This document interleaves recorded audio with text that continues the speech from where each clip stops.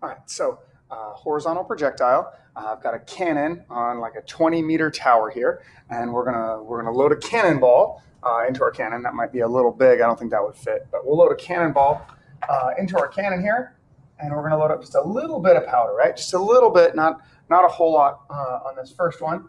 That's supposed to be horizontal. It's not quite horizontal, but we'll live with it.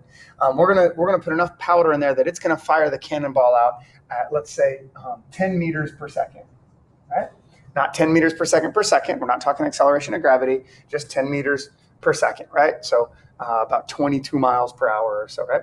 So we fire the cannon out. We want to know it's going to come out here and land somewhere. We want to know where's that thing going to land, right? So the key on any projectile problem is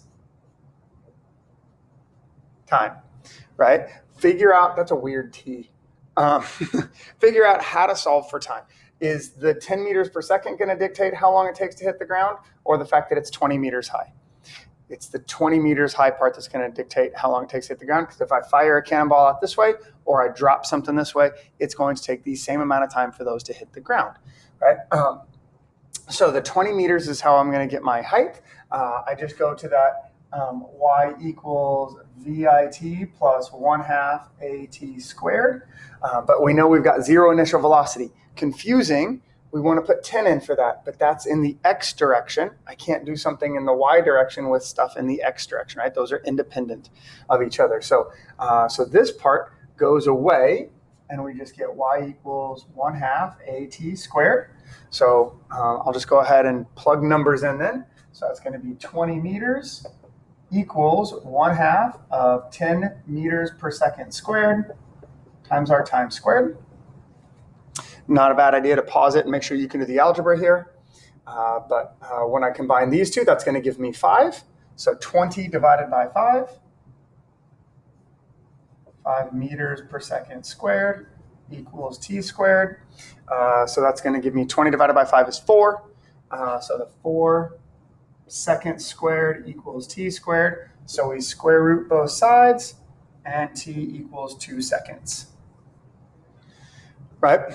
So we've done a bunch of problems where you're 5 meters up and that's 1 second. 20 meters is going to take us 2 seconds, right? So however fast this comes out of there, it's going to take 2 seconds to hit the ground. Whether it's just a little bit or a lot of it or a whole lot of it, it's going to take 2 seconds for that to hit the ground. So I'm going to go ahead and erase this part and just keep the 2 seconds. That's the only thing. I can't use this 20 meters for anything about this, right? It's not going to land 20 meters or what? Well, that's a happy accident. But anyway, this 20 meters has nothing to do with my stuff in the x direction. So switching colors to blue for in the x direction. So we now know our velocity in the x direction is 10 meters per second. Our acceleration in the x direction. This is one where students tend to mess up. They tend to want to put gravity in here, but gravity is pulling us down. And the cannon we are firing sideways, right? Gravity is going to pull it down, but the acceleration, we already dealt with that part in the down. So the acceleration here is 0, right? Constant velocity in the x direction. That's why we were able to use those papers with even spaced lines on them, right? X velocity is unchanging in projectile problems. And our time is 2 seconds. So this is nice and easy. X equals velocity times time. So it's going to be 10 meters per second times 2 seconds. So our distance is 20 meters. Right? So it's going to hit 20 meters away because it takes 2 seconds to get there. Right? So let's say, you know what? That's not enough. That's not enough. I need to put some more powder in here. So I'm going to load up more powder. Right? If we put a lot more powder in there, maybe now it goes 20 meters per second.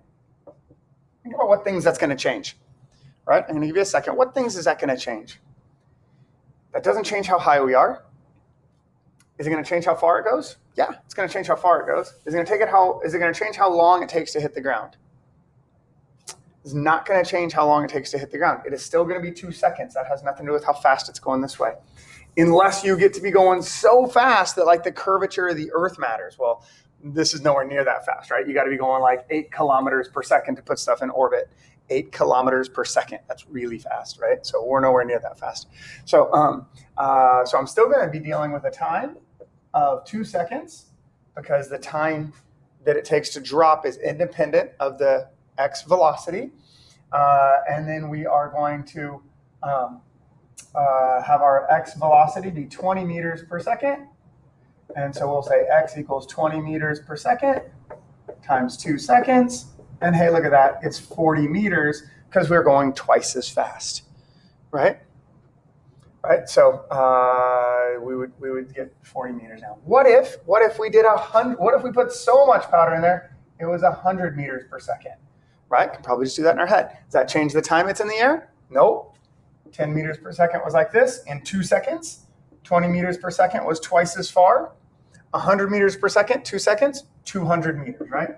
Way out here, 200 meters, right? Because we've gone faster. The faster we go, the more ground it's going to cover, but it's going to take the same amount of time to drop, right? Hopefully that helps on a horizontal projectile problem.